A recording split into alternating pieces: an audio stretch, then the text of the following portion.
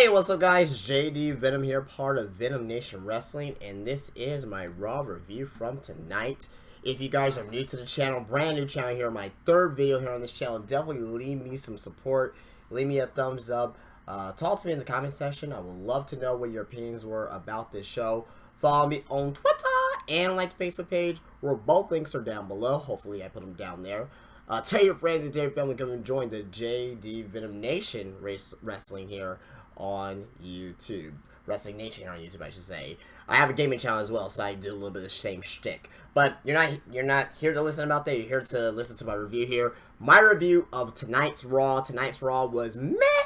It was very meh. I'm gonna skim over most of the shit during tonight's Raw, because there's really nothing home to really go over here. It's just storyline built up for Extreme Rules, and I said this last week that these Raws are not going to be very, very good at all. This is just because it built up storyline to Extreme Rules, and I'm giving you my final grade of Raw at the end of the review. So basically, Raw starts off with Chris Jericho comes out to the ring. Basically, he talks about Dean Ambrose, how he gives him rupture disc. This leads to Big Cass coming out to the ring. Big Cass talks about Enzo Amore, and Big Cass got a big pop tonight when he came out to the ring. Basically gets in Jericho's face, says, "I'm 7 feet tall, you can't teach that." He does the soft spot, and that was the end of our first segment. Pretty much from that, what came with that is Stephanie McMahon basically made a main event match tonight between Big Cass and Chris Jericho, so that was, that's supposed to be our scheduled main event for tonight. Our first match of the night is Baron Corbin versus Dolph Ziggler. Good little match, back and forth action. Baron Corbin is pretty damn good in the ring. Dolph Ziggler's always great in the ring. Baron Corbin wins after hitting Ziggler with the end of days. So Ziggler has one match, Baron Corbin has another match. So they're tied 1-1 in their feud, their long rivalry, and I hate how WWE thinks a 3 or 4 week little feud is a long rivalry for months. I don't know how the fuck they get that, but it looks like they're gonna end this feud, a rubber match, possibly at Extreme Rules, possibly on the pre-show or maybe on the main card. We'll see. And yeah, Baron Corbin picks up the win after hitting the end of days. Now, just real quick about tonight's Raw, there was one person that was not on this show that really had me worried, and I'm thinking he's going to be lost in the shuffle already. Apollo Crews. He was nowhere to be seen tonight. Not even a backstage segment of him doing a promo. Nothing. You gotta keep these guys involved in the product. Give us a promo. Give us anything. Give us anything at all. Like a 30 to 45 second promo. Just him talking about something. Keep them in the mix, WWE. You're going to have your fans to forget about this guy. The casual fans, the guys that don't really know anything about NXT.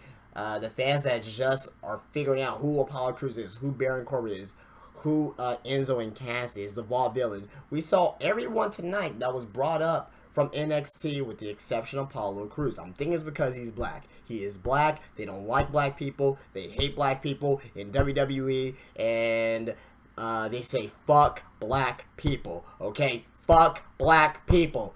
That's what they say. Okay, I'm just really overselling it. But no, but seriously, they should have just had him at least do like some type of, promo segment. But enough about that rant. Let's get back into the review itself. Basically, our next match was Fandango versus R-Truth. R-Truth wins. Apparently, they're going to do R-Truth and Tyler Breeze versus Fandango and Goldust this Thursday on SmackDown. So, if you want that type of laugh, because I'm pretty sure it'll be pretty funny, yeah, go and definitely check that out. Then we have backstage segment with Kevin Owens, Cesaro, and The Miz arguing about, it's going to be a triple threat match at Extreme Rules. Sami Zayn walks in, and he said he wants to prove himself. Then Stephanie and Shane, they had an agreement saying that, oh yeah, let's have a match between Sami Zayn versus The Miz. If Zayn wins, he's going to become the not the number one contender, but he's going to be part of the Fatal 4-Way match. It's going to be a Fatal 4-Way match at Extreme Rules. So, basically from there, we get into our next match here on the card, which was Paige versus Charlotte. And this gives you a little bit of a rant. Paige wins this match. Good little match. I mean, they're two of the better women's wrestlers in WWE. Charlotte's fucking great. Paige is pretty good. But Natalya was at ringside. Flair was actually banned from ringside because there was a little backstage stomach earlier with the McMahons and Charlotte and Rick. And pretty much Shane banned Rick from ringside. So basically, nevertheless, this is what happened. Charlotte was doing a roll-up, just trying to do the Flair, the cheap Flair win, putting her foot on the ropes. Then Natalya, out of nowhere, comes and swipes, tries to swipe Charlotte's legs off the ropes. Okay, so Natalya, so you think it's okay for you to interfere, but it's not okay for Rick to interfere? I mean, I don't understand the psychology in that. It doesn't really make any sense to me. I don't understand why, it's okay for her to, I understand that, oh, Charlotte's cheating. We get that. But that, like, you can't just have Charlotte, like, distract, have Natalya distract Charlotte because that's what Flair was doing. And that's how Flair was, winning her matches. I'm talking about Charlotte, not Rick. But Rick distracting for Charlotte, I should say. Basically, Rick comes out to the ring, starts yelling at Natalya, then Shane comes out with a whole bunch of referees, then gets Ric Flair away from the ring, and that's how Paige wins with the roll-up. So Paige wins. They're not going to do shit with Paige. Yeah, she gets a win. Yeah, she gets a win on TV. Good, yeah. Good for Paige. This doesn't do nothing for Paige at all. It's just storyline advancement between Charlotte and Natalya. Nothing for Paige right there, but it was good to see Paige on TV tonight because that was a little bit of a surprise. Then after that, we had The Miz versus Sami Zayn. The Miz looked great in this match. Sami Zayn always looks good in the ring. And Sami Zayn gets the clean win with a hoover kick. And as I mentioned last week, it was going to be a fatal 4-way. There it is, fatal 4-way at Extreme Rules for the Intercontinental Championships. So Sami Zayn gets his spot by defeating The Miz cleanly in the ring. There was no distractions, nothing. Even though Maurice was on the outside, she looked fucking... she looked good tonight. All the women look so damn good tonight. Like, Renee Young. I just have a massive crush on Renee Young. I think she's just so she's really cute. She's like a woman I want to marry. Maurice I want to fuck. Renee Young is the type that you want to marry, but Maurice you just want to have her legs in the chandelier. You know what I mean, and put man gravy on her face. But nevertheless though, Sami Zayn wins, and yeah. So basically. After Sami Zayn wins, we get a backstage segment with Renee Young, with Becky Lynch, and Becky was interrupted by Emma. Emma knocks out Becky, and pretty much out of nowhere, Dana Brooke appears, and Dana Brooke is debuted in WWE now. She's on the main roster. Dana Brooke, I didn't expect her to come up right now, so she's on the main roster. And so Emma and Dana Brooke has reunited, and this is going to lead, I'm calling it now, Dana Brooke and Emma versus Becky and Sasha Banks. Book it now. Becky and Sasha versus Dana and Emma. I don't know if it's going to be on a pay-per-view. It may be on a Raw. We don't know, but that's obviously what's going to happen. Basically from there after that, we get another match coming up with Sin Cara versus Rusev, and this is possibly my least favorite match of the night, not because of the in-reaction itself, because basically how it's booked. You have Rusev, who is back to where he was last year. If you think about where Rusev was, 1 year ago to now, he's in the same exact spot. U.S. title picture. Probably a lot more about 14 months ago. U.S. title picture. And which kind of sucks for Rusev, because I think he's very talented.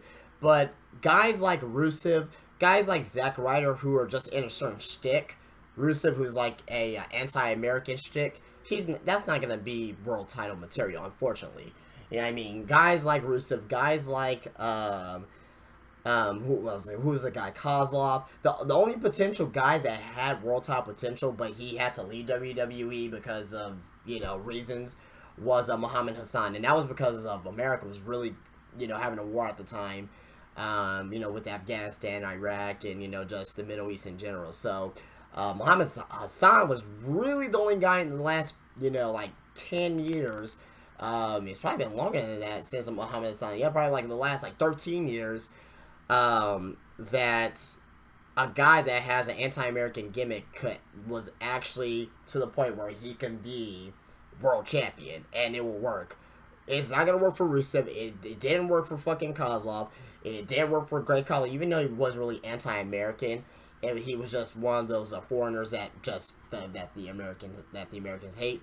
But anyway, nevertheless, Sin Cara wins with the roll up because Kalisto, out of nowhere, he just fucking interferes in the match only because Rusev taunted him. Like, that makes no sense whatsoever, because just because Rusev taunted you, you have to interfere in the match. That makes no sense whatsoever. But Sin Cara wins with a roll up, and it's fucking stupid. I didn't like that booking at all. After that, we have the family, which is Uso and Roman Reigns versus the club of AJ Styles, Luke Gallows, and Carl Anderson. Is an elimination match. I honestly think this is going to be something that we're going to see on SmackDown on Thursday, because we saw this is our third straight six-man tag. I think we may see another one on SmackDown. Good match overall. I like this match pretty much. It was pretty good.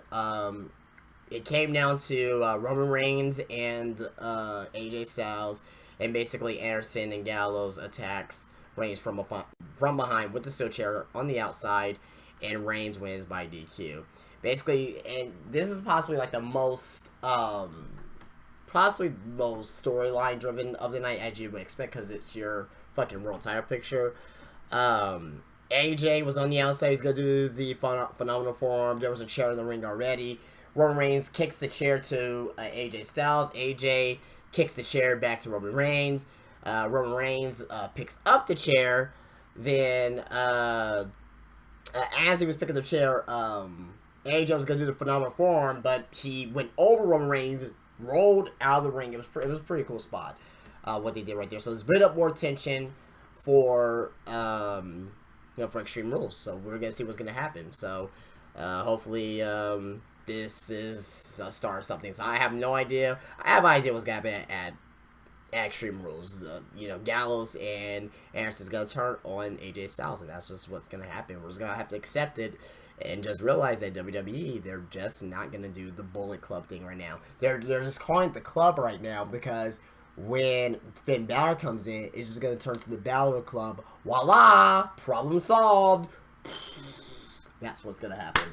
But, yeah. So, Roman Reigns wins by DQ, and we're going to get into our next segment, which was the Colognes. They're going to be debuting next week on Raw. Then our next match was Kevin Owens versus Zack Ryder. Kevin Owens went backstage after Sami Zayn wins, saying, "Oh, I'm pissed off. I don't want Sami Zayn in the match, blah, blah, blah." Zack Ryder was already back there with Shane McMahon, talking about, oh, he deserves an opportunity, at something, and pretty much Kevin Owens comes in and distracts Shane, and is like, "Oh, well, your match tonight is going to be against Zack Ryder. If Zack Ryder beats you, then he's going to be part of the Fatal 4-Way match at Extreme Rules." So, basically, long story short, Kevin Owens wins a pop-up powerbomb. That shit. That's so funny. That's hilarious. Okay, then after that, we have the New Day versus the Dudleys. Pretty much this match was, it was okay. The Vaudevillains came out during the match. They attacked Woods at ringside, which pretty much got a distraction from Kofi. Pretty much Devon pretty much beat Kofi Kingston with a clothesline, which is kind of weird.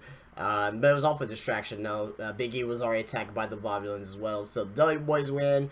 And after the match, Gotcha in English was beating down Kofi in the ring. So that builds up the match pretty well for the Vaudevillains versus the New Day at Extreme Rules. Then after that, our main event, Big Cass versus Chris Jericho, would start off the program. And Cass comes down to the ring. Jericho was coming down to the ring. He got attacked in the dark. Oh, who could it be? Who could it be? Oh, he was in Chris Jericho's jacket the whole entire time with the lights off. It's Dean Ambrose. Holy shit. Who gives a shit about this? A horrible, horrible way to end Raw. Basically, Dean Ambrose does his Dean Ambrose shtick. And I like Dean Ambrose. I'm not trying to bash Dean Ambrose here. I really like Dean Ambrose. But this is something they could have done at, in the middle of the show. You know, I mean, this could have been a good opening segment for Raw or something like that. You know, they did not have to end it like this. So it's pretty damn stupid. But basically, long story short, Dean Ambrose destroys Chris Jericho's $15,000 jacket, and now we're gonna have to hear about that possibly for the next couple of weeks going into Extreme Rules, which is retarded as fuck if you ask me. Guys, that is it for me.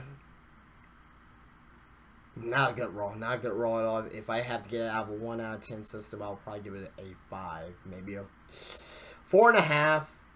But a 5. But you guys let me know what you think about this Raw in the comment section. Please rate. Please subscribe. Please drop a comment.